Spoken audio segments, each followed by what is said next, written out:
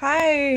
So I'm going to do some sublimation tonight, a custom mug using my Epson EcoTank printer. I thought it would be fun to show you guys how the Cricut Mug Press works. So if you have any questions regarding the Cricut Mug Press, what it does, I'll be going through each step. So whenever you work with the Cricut Mug Press, you could either work with Cricut infusible ink if you have a Cricut machine. If you have a sublimation printer, you can do both sublimation and infusible ink. So you can use, if you didn't know, there's this material called infusible ink by Cricut. It's very, very similar to sublimation, except the only difference between them is that with infusible ink, they only have different colors and designs available for you to cut out with your machine versus printing out whatever you want. That's like the main difference between both. Also, with the sublimation, you don't need to weed anything. With the infusible ink, you do. It's a little different than vinyl, but you still need to weed it and mirror the image and all of that. For those who just joined, I'm currently working on a custom mug. It's gonna be a Halloween themed one. So this is a design I'm going for.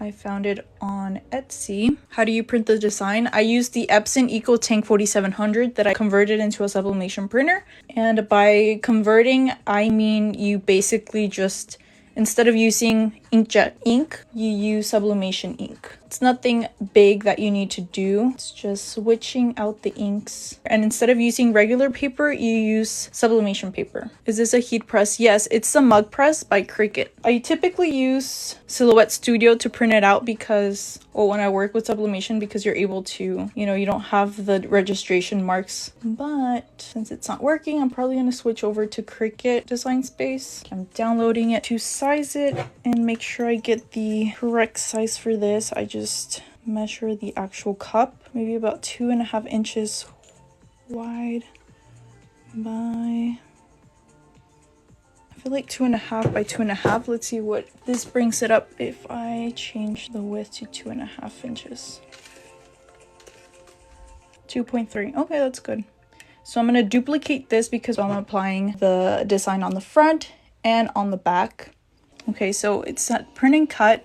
You see how those registration lines? Yeah, those are annoying when you're doing sublimation. But since Silhouette Studio wasn't working, I'm just going to go ahead and I'm going to send this to my sublimation printer. Instead of using the print settings from Design Space, I'm going to close the Add Bleed and turn on the Use System dialog. And this brings up these settings right here. If you're wondering what printer settings I use, for the media type, I use Premium Presentation Paper Matte. Print quality, always have it at high quality, and always mirror your image. Here's the images. I'm gonna go ahead and cut them out.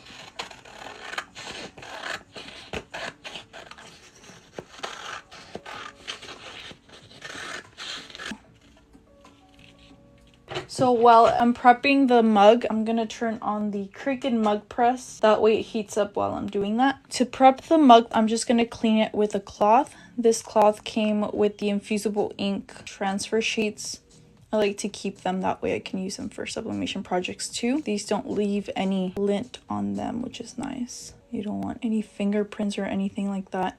And then to make sure there's no lint on them, I do use a lint roller.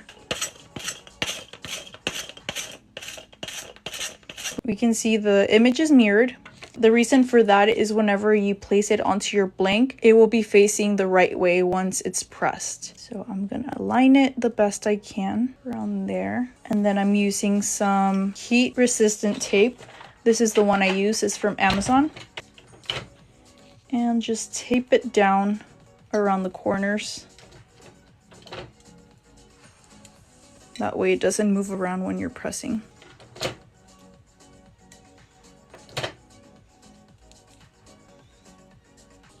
Oh, good. Just on time. Okay, so I'm aligning that over on the other side. And same thing, I'm just using the heat-resistant tape to secure it down onto the mug. And if you prefer using the Cricut heat-resistant tape, it also works. That one's just a little thicker. You can use either or, the brown one or the blue one. I'm just going to do the corners just in case. You don't want any ghosting. Okay, so we have everything taped down. Next, I'm gonna take this butcher paper And I'm gonna wrap it around the entire cup. You want to make sure you do this because you don't want the ink to transfer onto the mug press on accident. You don't want to mess up your heat plates. The mug press is ready to go. The mug itself, it's ready to go. So what I'm gonna do, just place it inside the mug press. Make sure the handle is here as like a little slot. And all you have to do is just push the lever down in order for the timer to start. And if you see closely, there's 5 little dots, and these dots will light up once each minute goes by. So in total, it's about 5 minutes for it to press. And now we wait. Is this mug better than the Cricut one? Honestly, I like the shape of these better. These are from Amazon. Feels more sturdier for some reason. If I apply vinyl to acrylic, which one do you recommend?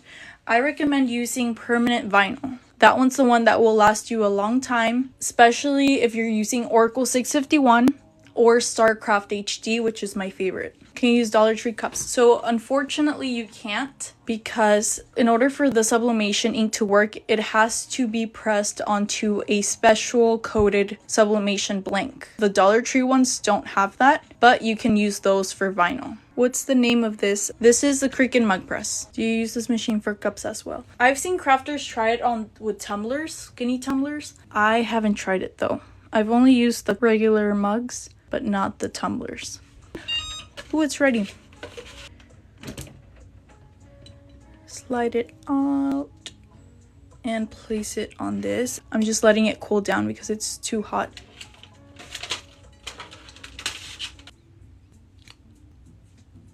Do you print it or vinyl? This one's sublimation, so I printed it. Is that an 11 ounce or 15? This one's a 15 ounce, I believe. Are you guys ready? Oh, it's so cute. Look how good that looks. It's a retro design, so the images are supposed to be faded. I love they're holding up the peace sign. So vibrant. And now let's do the other side. Ooh, I love that. What do you guys think? What printer do you use? I use the Epson EcoTank 4700, and I converted it into a sublimation printer.